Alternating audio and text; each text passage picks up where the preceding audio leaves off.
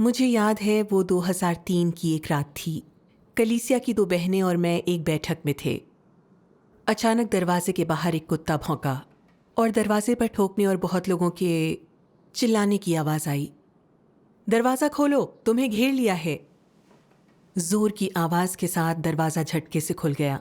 फिर कोई दर्जन भर पुलिस अफसर अंदर घुस आए और हमें कोने में ढकेल दिया। फिर पुलिस वालों ने घर को डाकुओं की तरह खंगाल डाला। पूरा कमरा बिखर गया।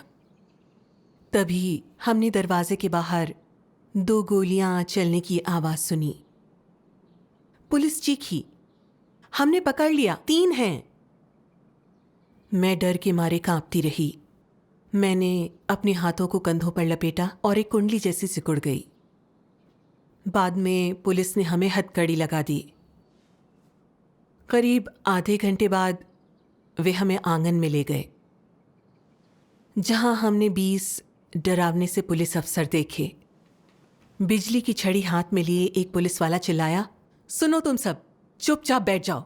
किसी ने भी शोर किया तो मैं उस पर यह छड़ी चलाऊंगा। तुम लोग मर भी जाओ तो भी ये गैर कानूनी नहीं है। फिर उन्होंने हमें पुलिस कार में ठूंस दिया। कार में 2 पुलिस वालों ने मुझे अपने बीच दबा लिया। एक ने अपने पैर मेरे पैरों में फंसा के मुझे अपनी बाहों में जकड़ लिया। साथ ही वो बोला, आज तेरा फायदा ना उठाऊं तो मैं बेवकूफ हूं। उसने कसकर दबा रखा था और मैं छूटना चाहती थी। तभी एक अफसर बोला, छोड़ो, मिशन पूरा करो ताकि हम उनके हवाले कर दें। तब उसने मुझे छोड़ा। मैंने नहीं सोचा था कि प्रतिष्ठित पुलिसकर्मी ऐसा बदमाश हो सकता है। वो पुलिस अफसर नहीं, लुच्चा लफंगा था। बिल्कुल। फिर पुलिस हमें थाने ले गई। हमें एक छोटे से कमरे में बंद कर ताला लगा दिया। हम तीनों की हथकड़ी मेटल की कुर्सियों से जोड़ दी और पूछते रहे कि कलीसिया की अगवा कौन है और हम कहाँ रहते हैं। पहले भी पुलिस ने मेरी गिरफ्तारी की कोशिश की थी। अगर उन्हें मेरा नाम और पता मिल जाता तो वे मुझे कभी भी जाने नहीं देते। मुझे याद आया कि बहन झाओ को 2 साल पहले कैसे गिरफ्तार कर यातना दी थी। मैं और घबरा गई। सोचा कहीं वे मुझे भी यातना न दें। क्या होगा अगर मैं बर्दाश्त न कर सकी। मैंने मन ही मन परमेश्वर से रास्ता दिखाने के लिए प्रार्थना की। मैंने परमेश्वर के वचनों की कुछ पंक्तियों को याद किया। हर चीज में पहले परमेश्वर के परिवार के हितों का ध्यान रखना, परमेश्वर की जांच को स्वीकारना और उसकी व्यवस्थाओं का पालन करना। आमीन आमीन। हाँ, सबसे आगे परमेश्वर के घर के हित हैं। मुझे जो भी यातना सहनी पड़े, मैं अपने भाई बहनों को धोखा नहीं दे सकती। मैं यहूदा नहीं बन सकती। मुझे अडिग रहकर परमेश्वर की गवाही देनी होगी। आमीन आमीन। इसके बाद उनके कुछ भी पूछने पर मैंने जवाब देने से इनकार कर दिया। अगली सुबह राष्ट्रीय सुरक्षा ब्रिगेड के डिप्टी चीफ ने झूठी मुस्कान से कहा, हमने बहुत बड़ा जाल फैलाया था, आखिरकार तुझे पकड़ ही लिया। जब भी हम तुझे पकड़ नहीं पाए, हमें सुकून नहीं मिला। इसके बाद उसने मेरी हथकड़ी खोल दी, मेरे कॉलर को जोर से खींचा। उसने 2 बार मेरी छाती में उंगली चुभाई। मुझे बहुत गुस्सा आया। इस तरह खुलेआम ये पुलिस वाले यौन उत्पीड़न में लगे हुए थे। ये लुटेरों के सिवाय कुछ भी नहीं थे। हाँ। फिर वे मुझे डिटेंशन हाउस ले गए। मेरी सहमति के बिना मेरा वीडियो बनाया और बोले कि वे मेरा नाम बदनाम करने के लिए इसे टीवी पर प्रसारित करेंगे। मैंने सोचा, मैं सिर्फ परमेश्वर में विश्वास रखती हूं और सुसमाचार फैलाती हूं। मैंने कोई गैर कानूनी काम नहीं किया है। ये सच है कि मुझे इस तरह सताना वाकई घिनौना काम है। हाँ। मैंने उनसे शांत मन से कहा, जो भी करना है कीजिए। जब देखा कि उनकी चाल नहीं चली तो उन्होंने मुझे हथकड़ी और पैरों में 5 किलो की बेड़ियां लगा दी। फिर कार में ठूंस के पूछताछ के लिए ले जाने लगे। बेड़ियां भारी होने के कारण मैं एड़ियों की बल ही चल पा रही थी। हर कदम मुश्किल था। कुछ ही कदमों के बाद मेरे पैरों की चमड़ी छिलने लगी। आपसे बड़े अपराधी जैसा बर्ताव हो रहा था। हाँ। कार में मेरे सिर पर काला टोपा डाला गया ताकि मैं देख न सकूं। मुझे 2 अफसरों के बीच बिठाया। मैं थोड़ा डर गई। मैंने सोचा, इनमें इंसानियत है ही नहीं। पता नहीं मुझे कैसी भयानक यातना देंगे। क्या मैं ये बर्दाश्त कर पाऊंगी? मैंने फौरन प्रार्थना की, हे सर्वशक्तिमान परमेश्वर, मुझे आस्था दो। मुझे कैसी भी यातना सहनी पड़े, मैं तुम्हें संतुष्ट करने के लिए गवाही दूंगी। मर भी जाऊं तो भी तुम्हें धोखा नहीं दूंगी। आमीन। प्रार्थना के बाद मैंने परमेश्वर के कुछ वचनों को याद किया। विश्वास एक लट्ठे का पुल है। डर के जीवन से चिपके रहोगे तो गिरोगे, पर डूबना मंजूर है तो उसे पार करोगे। मनुष्य कायरता के विचार रखता है क्योंकि शैतान ने उन्हें मूर्ख बनाया है। उसे डर है हम आस्था पुल से ईश्वर में प्रवेश कर जाएंगे। आमीन। आमीन। परमेश्वर के वचनों पर विचार करके मैं समझ सकी, अपनी डरने वाली सोच से मैं शैतान की चाल में फंस रही थी। मुझ में परमेश्वर के प्रति सच्ची आस्था नहीं थी। परमेश्वर तय करता है कि मैं जीऊंगी या मरूंगी। परमेश्वर की गवाही के लिए मुझे अपने जीवन को दांव पर लगाना होगा। आमीन। इसके बाद वे मुझे बहुत दूर किसी जगह ले गए। वहां उन्होंने मेरा टोपा निकाल दिया और दिन भर खड़े रहने का आदेश दिया। शाम को पुलिस कलीसिया के बारे में मुझसे पूछती रही। मौन देख उन्होंने मुझे अपने हाथ ऊपर उठाकर बिना हिले खड़े रहने का आदेश दिया। जल्दी ही मेरी बाहें दर्द करने लगीं। पता नहीं ये सह पाऊंगी या नहीं। जब तक मैं पसीने से तर नहीं हो गई, कांपने नहीं लगी और बिल्कुल संभाल नहीं पाई, उन्होंने मुझे बाहें नीचे नहीं लाने दी। उन्होंने मुझे सुबह तक खड़ा रखा। मेरी टांगों के सूज जाने तक मुझे खड़े रहना पड़ा। अगली सुबह उन्होंने मेरी पूछताछ जारी रखी। उन्होंने 10 सेंटीमीटर मोटी और 70 सेंटीमीटर लंबी छड़ी से मेरे उकड़ू होने तक घुटनों के पीछे वाले हिस्से पर वार किया। फिर उन्होंने मेरी टांगों के मोड़ में वो छड़ी जबरन घुसा दी। फिर मेरे हाथों को छड़ी के पीछे से पैरों के सामने लाकर हथकड़ी लगा दी। मेरा दम घुट रहा था। सांस लेने में तकलीफ हो रही थी। मेरे कंधों की पेशियां तो जैसे चटकने को हो रही थीं। मेरी पिंडलियां इतनी सख्त हो गई थीं जैसे टूटने ही वाली हों। करीब 3 मिनट बाद मैं खुद को संभाल नहीं पाई और पीठ के बल जमीन पर गिर पड़ी। एक अफसर ने एक हाथ से लकड़ी की छड़ी को दबाया और दूसरे से मेरे कंधों को झटक दिया। दूसरे ने पीछे से आकर मेरे सिर को ऊपर खींचा और पैर से मेरी पीठ के निचले हिस्से को ऊपर उठाकर मुझे उकड़ू बिठाया। मेरे पूरे शरीर में भयानक दर्द हो रहा था। मैं फिर से गिर गई। उन्होंने मुझे दोबारा खड़ा कर दिया। ये बार बार की यातना करीब 1 घंटे चली। तभी रुकी जब वे हाँफने लगे। उनका खूब पसीना बहने लगा। हथकड़ियों से और बेड़ियों से मेरी कलाइयाँ और पैर छिल गए। खून रिसने लगा। मैं पसीने से तर हो गई थी। नमकीन पसीना घावों तक पहुंचता तो लगता एक ब्लेड से मेरे टुकड़े हो रहे हैं। लगा जैसे मेरी पीठ की नसों को खींचकर अलग कर दिया है। मुझे तान कर इतना फैला दिया गया कि मैं फट ही जाऊं। इस तरह वे आपकी जान ले सकते थे। वाकई वे बहुत दुष्ट हैं। वाकई। उस वक्त मैं हाँफ रही थी। मुझे नहीं पता था कि अगले मिनट या फिर अगले सेकंड मैं जिंदा रहूंगी या नहीं। मौत का खतरा गहराई तक परेशान कर रहा था। मैंने परमेश्वर को पुकारा, हे परमेश्वर, मुझे बचाओ, मुझे बचाओ। मैंने उसके वचनों को याद किया। जब लोग जीवन का त्याग करने को तैयार होते हैं तो हर चीज तुच्छ हो जाती है और कोई उन्हें हरा नहीं सकता। जीवन से अधिक महत्वपूर्ण क्या हो सकता है? आमीन। इन वचनों ने मेरे मन में उजाला भर दिया। मेरे शरीर को नष्ट कर पुलिस मुझसे परमेश्वर को धोखा दिलाना चाहती थी। ये शैतान की चाल थी और मैं उसमें फंस नहीं सकती थी। सही है। यातना दी जाए या मेरी जान जाए तो भी मुझे परमेश्वर को संतुष्ट करना है। परमेश्वर की गवाही दे के शैतान को नीचा दिखाना है। आमीन। आमीन।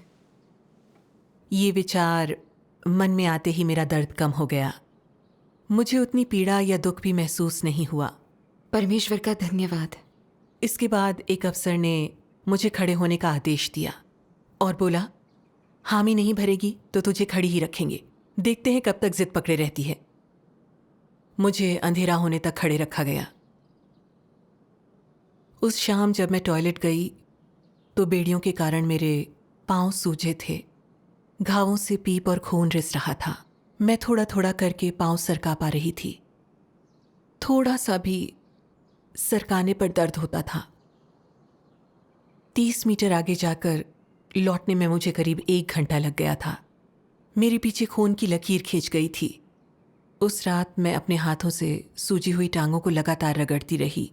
मैं ना उन्हें फैला सकती थी, ना ही अंदर खींच सकती थी। मगर इस बात का सुकून मिला कि परमेश्वर के वचन के मार्गदर्शन से मैंने उसे धोखा नहीं दिया। परमेश्वर का धन्यवाद। तीसरे दिन सुबह एक महिला पुलिस आकर मनाने के लहजे में बोलने लगी, तू भूखी है क्या?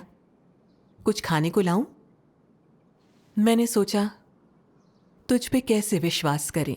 तू नेक नियत नहीं है। हाँ, तू मुझसे भाई बहनों और परमेश्वर को धोखा दिलाने की कोशिश कर रही है। तू मुझे बेवकूफ़ नहीं बना सकेगी। सही है। मैंने उसे अनदेखा किया तो उसने सीधे पूछ लिया, कुछ ऐसा है जो तू उन लोगों को नहीं बताना चाहती तो मुझे बता सकती है। क्यों नहीं सच बताकर जल्दी यहाँ से निकल लेती? तू कलीसिया की अगुआ है क्या? तेरी जिम्मेदारी क्या है? तू किन के संपर्क में है? उनके नाम क्या हैं? मैंने जवाब नहीं दिया तो उसने मुझे गुस्से से लात मारी और चली गई। थोड़ी देर बाद मुख्य पुलिस अफसर ने नाराज होकर कहा, ये अगर नहीं बताती तो इससे भी वही बर्ताव करो। उन्होंने मुझे यातना देने का वही तरीका फिर इस्तेमाल किया। जब भी मैं गिर पड़ती, मुख्य पुलिस अफसर हंसते हुए कहता, ये मुद्रा अच्छी है, इस मुद्रा में ये मुझे अच्छी लगती है, फिर से कर। मुझे उठाया गया, मैं फिर से गिर पड़ी। हर बार मेरे गिरते ही वे लोग जोर का ठहाका लगाते। उनके इस तरह मेरा मजाक बनाने से मैं गुस्से से जल उठती।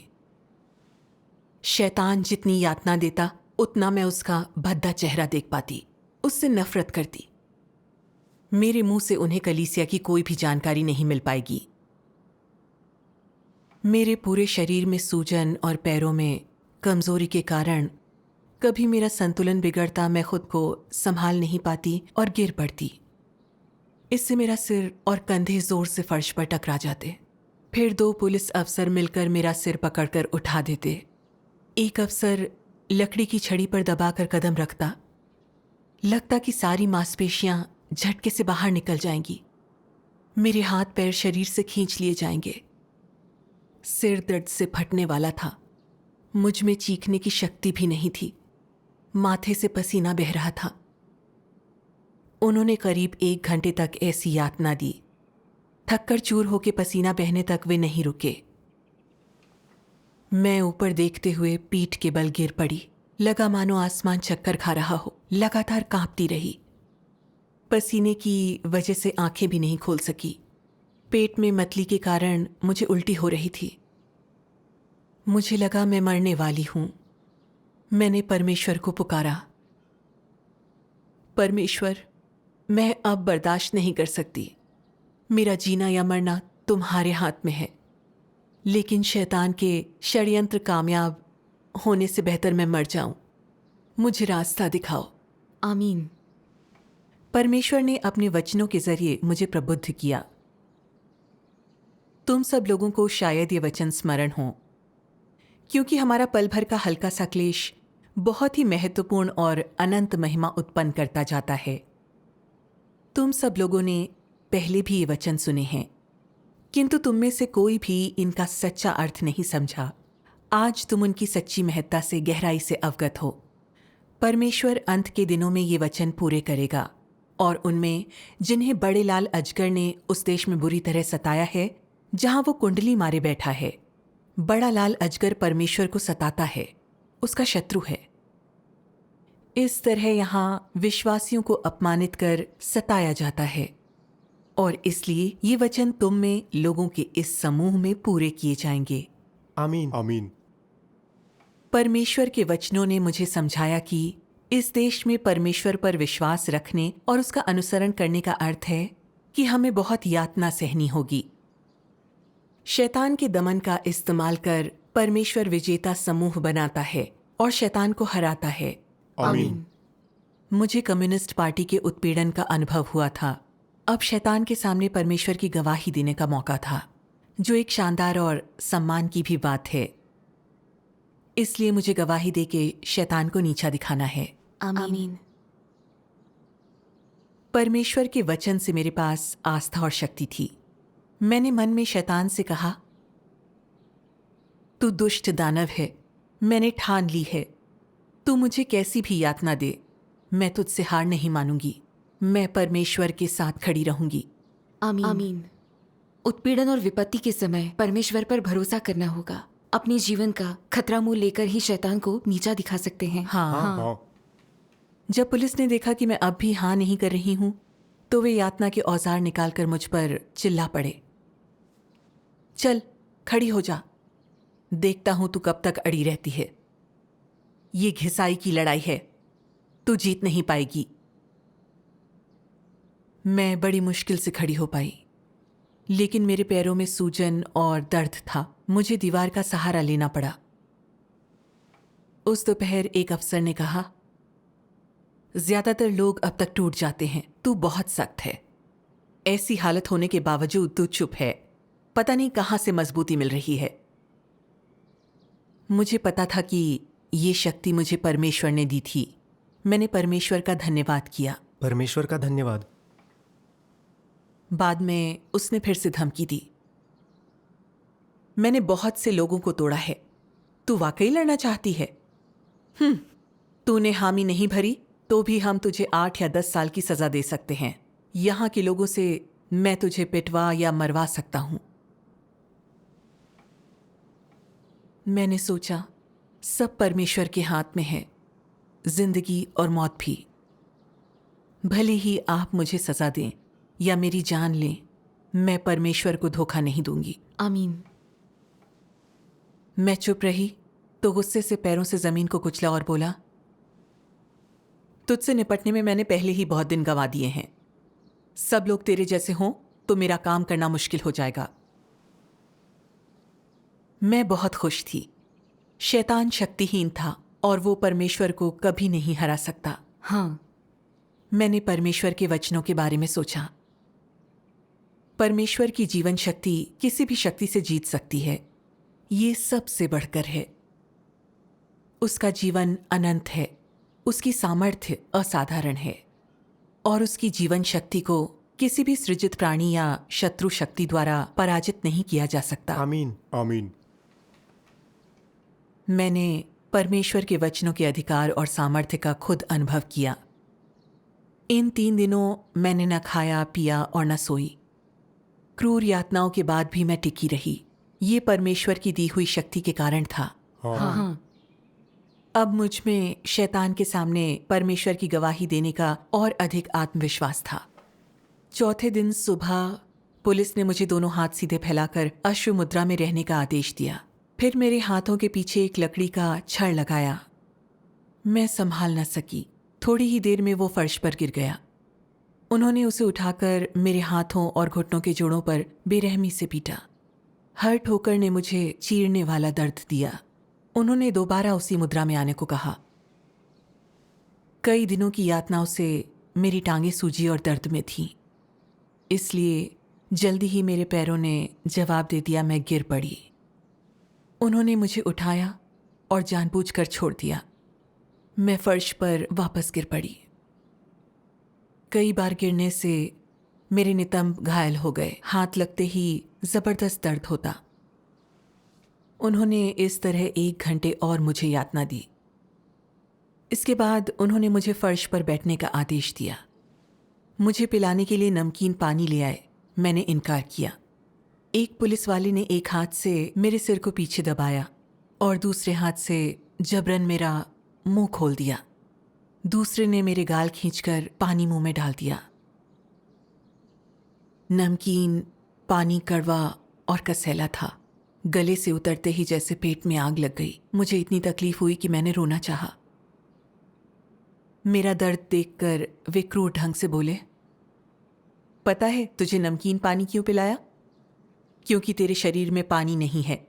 पिटाई से तू मर भी सकती है, इसलिए हमने तुझे नमकीन पानी दिया है। ये पुलिस वाले बेहद कपटी और क्रूर हैं। वाकई। उनकी ये बात सुनकर मुझे एहसास हुआ कि वे मुझे थोड़ी थोड़ी यातना देकर मारना चाहते थे।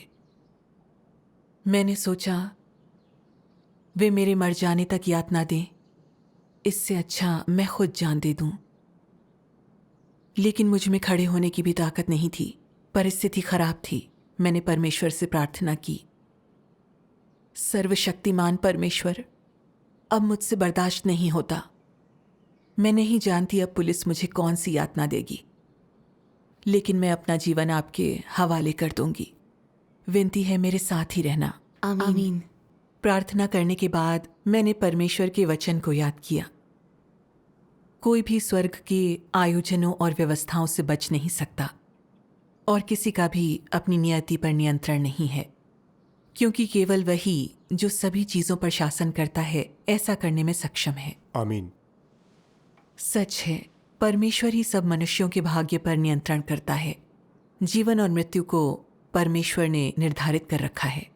इसमें कोई दखल देना या फैसला करना संभव नहीं। मेरे जीवन और मृत्यु का निर्धारण परमेश्वर ने कर रखा है, इसलिए मैंने अपना जीवन परमेश्वर के हाथों सौंपकर उसकी व्यवस्थाओं का पालन करना चाहा। आमीन। ऐसा सोचने के बाद मुझे उतनी हताशा महसूस नहीं हुई और बड़े लाल अजगर पे गुस्सा आया। ये दानव नीच तरीकों से मुझसे परमेश्वर को धोखा दिलवाना चाहते हैं। मैं उनकी चाल कामयाब नहीं होने दूंगी। मुझे पहले ही इतनी यातना दे चुके हैं। मैं अपने भाई बहनों को ये भुगतने नहीं दे सकती। सही है। इन दानवों ने न सिर्फ मुझे यातना दी, मेरा अपमान भी किया। रात में एक पुलिस अफसर मेरे पास आया, मेरा चेहरा छूने के लिए हाथ आगे बढ़ाया और अश्लील बातें फुसफुसाईं। मुझे इतना गुस्सा आया कि मैंने उसके चेहरे पर थूक दिया। उसने मुझे इतनी जोर से थप्पड़ मारा कि मुझे दिन में तारे दिखने लगे और कान बजने लगे। उसने क्रूर आवाज में कहा, हमारे पास तेरे लिए यातनाओं की लंबी सूची है, तुझे मार भी सकते हैं और किसी को पता भी नहीं चलेगा। उस रात मैंने टॉयलेट जाना चाहा, मैं हिल नहीं पाई। उन्होंने मुझे खुद उठने को कहा। अपनी पूरी ताकत लगाकर मैं खुद को उठा सकी, लेकिन एक कदम आगे रखते ही मैं लुढ़क गई और कोई चारा ना होने के कारण एक महिला अफसर मुझे घसीटकर बाथरूम ले गई। वहां मैं बेहोश हो गई। होश आया तो मैं कमरे में थी। मेरी टांगें सूजी हुई थीं, बेड़ियां शरीर में अंदर तक धसी हुई थीं, घावों से पीप और खून रिस रहा था। मुझसे दर्द बर्दाश्त नहीं हो रहा था। मैंने यातना सूची के बारे में सोचा जिसका जिक्र पुलिस अफसर कर रहा था। मुझे थोड़ा डर लगा, इसलिए मैंने परमेश्वर से प्रार्थना की, सर्वशक्तिमान परमेश्वर, पता नहीं ये दानव मुझे आगे कैसी यातनाएं देंगे। मैं अब ऐसी यातना नहीं सह सकूंगी। मुझे रास्ता दिखाओ, मुझे आस्था और शक्ति दो। मैं गवाही दे के शैतान को नीचा दिखाना चाहती हूँ। आमीन। आमीन। आमीन। फिर मैंने वो कष्ट याद किए जो 2 बार देहधारी हुए परमेश्वर ने सहे थे। अनुग्रह के युग में इंसान को छुटकारा दिलाने आए प्रभु का मखौल उड़ा, अपमान हुआ, कोड़े मारे गए, फिर उसे कांटों का ताज पहनाया और आखिरकार सूली पर चढ़ाया। आज परमेश्वर देहधारी होकर चीन में लौटा है। उसने कम्युनिस्ट पार्टी का उत्पीड़न सहा है, धार्मिक दुनिया का अंधाधुंध विरोध सहा है। सब सहने के बावजूद परमेश्वर मानव जाति को बचाने के लिए सत्य व्यक्त करता है। मैंने परमेश्वर के वचनों के एक और अंश को याद किया। मानव जाति के कार्य के लिए परमेश्वर कई रातें जगा है, गहन ऊंचाई से लेकर अनंत गहराई तक। मनुष्य के साथ अपने दिन बिताने वो जीते जागते नरक में उतर आया है। कभी संसार की फटेहाली की शिकायत नहीं की, विद्रोह के लिए मनुष्य को फटकारा नहीं, बल्कि वो व्यक्तिगत रूप से अपने कार्य को करते हुए सबसे बड़ा अपमान सहन करता है। परमेश्वर नरक का अंग कैसे हो सकता है? वो नरक में अपना जीवन कैसे बिता सकता है? बल्कि समस्त मानव जाति के लिए, ताकि पूरी मानव जाति को जल्द ही आराम मिल सके, यहाँ आने के लिए उसने अपमान और अन्याय झेला है। मनुष्य को बचाने की खातिर व्यक्तिगत रूप से नरक और अधोलोक में शेर की मांद में प्रवेश किया है। मनुष्य को परमेश्वर का विरोध करने, उसकी शिकायत करने का कौन सा अधिकार है? आमीन। आमीन आमीन। हाँ, परमेश्वर निश्चल है। भ्रष्ट इंसान को बचाने के लिए उसने बहुत अत्याचार सहे हैं। परमेश्वर का प्रेम बहुत महान और निस्वार्थ है। अब मैं अपने उद्धार के लिए परमेश्वर और सत्य का अनुसरण कर रही हूँ, तो थोड़े कष्टों से क्या फर्क पड़ता है? इनके जरिए परमेश्वर ने मेरी इच्छा मजबूत की और आस्था पूर्ण की। परमेश्वर के वचन ही लोगों की जीवन शक्ति हैं। मैं इस कष्ट का अनुभव कर पाई। ये परमेश्वर की कृपा और उसका वरदान है। परमेश्वर का धन्यवाद। मैंने मन ही मन एक भजन गाया। 神是我后盾，我害怕什么？誓死与撒旦征战到底。神高抬我们，当撇下一切，为见证基督而战。神是我后盾，我害怕什么？誓死与撒旦征战到底。神高抬我们，当撇下一切，为见证基督而战。神必将神的旨意同行在地上，预备好我爱与忠心，完全献给神。在神荣耀降临中，吸引神重归，在基督国度实现之时，与神再相会。 आमीन आमीन। आमीन। आमीन। परमेश्वर का धन्यवाद। ये भजन गाने के बाद मुझ में एक नया जोश आया। हर यातना में अडिग रहकर गवाही दूंगी, शैतान को नीचा दिखाऊंगी। आमीन। 5वें दिन भी पुलिस मुझे घोड़ी की मुद्रा में खड़ी करती रही। मेरे पैर इतने सूजे थे कि मैं खड़ी नहीं हो सकी, इसलिए बहुत से अफसर मुझे अपने बीच इधर उधर धक्के देते रहे। उनमें से कुछ ने मेरे शरीर को छुआ, दबाया। सब कुछ धुंधला लग रहा था, फिर भी यातना जारी रही। शाम को करीब 7 बजे एक पुलिस वाले ने मेरे सामने बैठकर जूता उतारा, बदबूदार पैर मेरे सामने रख अश्लील बातें बोलने लगा। मैंने उसके अश्लील बोल सुने। उसकी बेशर्म और दुष्ट शक्ल को देख गुस्से से तमतमा गई। मुझे इन दुष्ट दानवों से नफरत हो गई। शाम को करीब 9 बजे मुझे नींद आने लगी। पुलिस वाले विजयी आवाज में बोले, तू सोना चाहती है मगर हम सोने नहीं देंगे। देखें तो सही, तू कब तक टिकती है। उन्होंने बारी बारी से मुझ पर नजर रखी। जैसे ही मेरी आंखें बंद होती, वे चमड़े की चाबुक से मेज को ठोकते, लकड़ी की छड़ से मेरी सूजी हुई टांगों को पीटते, मेरे बाल खींचते या मेरे पैरों पर कूदते और हर बार मुझे अचानक जगा देते। कभी कभी वे मेरी बेड़ियों पर लात मारते। मेरी बेड़ियां पके हुए घाव को छूती और मैं दर्द से कांप जाती। आखिरकार मुझे भयानक सिर दर्द हो गया। लगा जैसे कमरा ही घूम रहा है। मेरी आंखों के आगे अंधेरा छा गया। मैं जमीन पर गिर पड़ी और बेहोश हो गई। जागने के बाद मुझे लगा जैसे डॉक्टर कह रहा हो, ऐसा क्या अपराध था कि आपने उसे इतनी बुरी तरह से सताया? इतने दिन सोने या खाने ना देना, ये क्रूरता है। बेड़ियां पहले से ही शरीर में धसी हुई हैं, अब ये इन्हें और नहीं लगा सकती, वरना मर जाएगी। डॉक्टर के जाने के बाद पुलिस ने मुझे हल्की बेड़ियां पहना दी, कुछ दवाइयां दी तब मुझे होश आया। मैं जानती थी कि मैं बच पाई तो सिर्फ इसलिए कि परमेश्वर मेरी रक्षा कर रहा था। मेरा जीवन उसके हाथों में था। उसकी अनुमति के बिना शैतान भी मेरी जान नहीं ले सका। इससे मेरी आस्था बढ़ गई।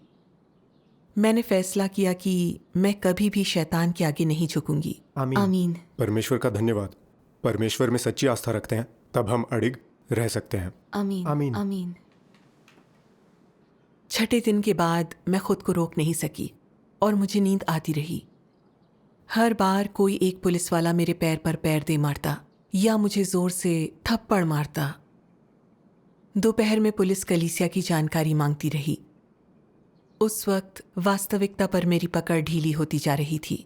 मुझे डर लगा कि कहीं दुविधा की हालत में मैं कलीसिया की जानकारी न दे डालूं। मैंने फौरन परमेश्वर से प्रार्थना की, हे सर्वशक्तिमान परमेश्वर, यातना के कारण मेरा दिमाग नहीं चल रहा है। मेरी रक्षा करो, मेरे मन को साफ करो ताकि कुछ भी हो मैं अपने भाई बहनों से धोखा न करूं। आमीन। परमेश्वर ने मेरी प्रार्थना सुन ली। हालांकि मुझे 6 दिन और 5 रात तक खाए पिए सोए बिना यातना दी थी, मेरा मन अभी भी बहुत साफ था। पुलिस वालों ने मुझे जैसी भी यातना दी हो, मैंने कुछ नहीं बताया। परमेश्वर का धन्यवाद। धन्यवाद। बाद में मुख्य पुलिस अफसर सुसमाचार के लक्ष्यों की एक सूची लाकर पूछताछ करने लगा, साथियों के नाम पूछने लगा।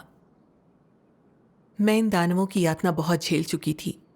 यही यातना मैं अपने भाई बहनों को नहीं झेलने देना चाहती थी। इसलिए मैंने सूची झपट ली और मुंह में डालकर निगल ली। दोनों पुलिस वाले गुस्से से चीख पड़े। वे फौरन मेरे पास आए और चेहरे पर जबरदस्त थप्पड़ दिया, इतनी जोर से कि मुंह के कोने से खून निकलने लगा। मेरा सिर चकराने लगा। उनमें से एक ने मेरे गालों और ठुड्डी को जकड़ लिया। दूसरा जबरन मुंह में उंगली घुमाकर सूची निकालने लगा। उसने ऐसी जबरदस्ती की कि मेरा गला छिल गया। उसके कारण मुझे अभी भी फेरेंजाइटिस है। इतनी पूछताछ के बावजूद उन्हें कलीसिया की जानकारी नहीं मिली थी, इसलिए पुलिस मुझे वापस नजरबंदी गृह ले गई। पुलिस ने देखा कि मैं बहुत जख्मी हूं, कहीं मर न जाऊं, इस डर से मुझे वहां रखने से मना किया।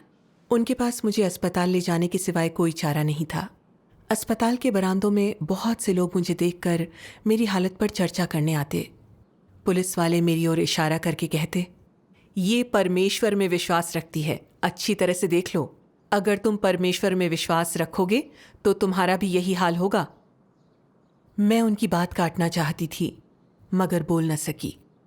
सोचा, आप सब दुष्ट हैं, लोगों को धोखा देने के लिए झूठ फैलाते हैं। पुलिस मुझे वापस नजरबंदी गृह ले गई, जहां मैं 2 बार और बेहोश हो गई। अक्टूबर के आखिरी दिनों में हमें डिटेंशन सेंटर ले जा रहे थे, तो मैं अपने साथ गिरफ्तार बहन ली से मिली। देखा कि वो बहुत दुबली हो गई है,